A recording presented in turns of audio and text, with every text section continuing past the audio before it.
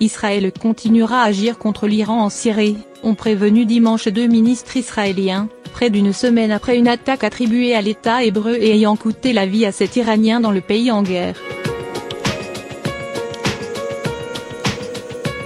Téhéran, ennemi juré d'Israël, est l'un des principaux alliés de Bachar el-Assad dans le conflit en Syrie et a joué un rôle important dans les récentes victoires des troupes gouvernementales. Nous continuerons à agir contre une implantation militaire de l'Iran en Syrie qui constitue une menace pour la sécurité d'Israël, a prévenu Gilad Erdan, ministre de la Sécurité intérieure et membre du cabinet de sécurité restreint, à la radio militaire.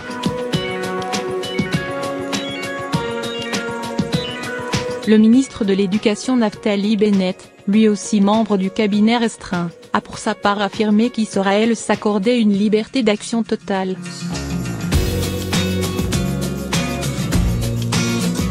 Nous ne permettrons pas à l'Iran de s'implanter en Syrie.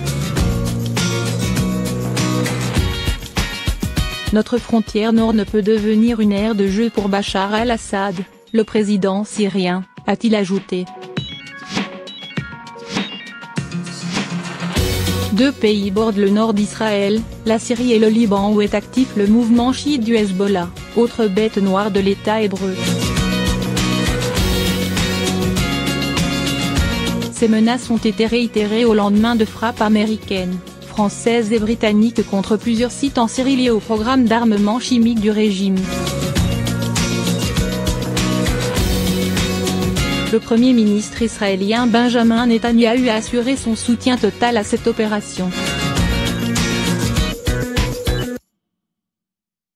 Depuis le début de la guerre en Syrie, Israël veille à ne pas être entraîné dans le conflit, mais à frapper des dizaines d'objectifs, positions du régime syrien ou convois d'armes à destination du Hezbollah libanais. Lundi, la base aérienne T4 dans la province centrale de Homs en Syrie avait été la cible d'un raid que le régime de Damas et ses alliés russes et iraniens ont attribué à Israël. Au moins 14 combattants pro-régiment, dont 7 Iraniens, ont été tués. Le lendemain, l'Iran a promis une riposte. Le Hezbollah, allié de Téhéran, a lui affirmé qu'Israël avait commis une erreur historique en menant ce raid.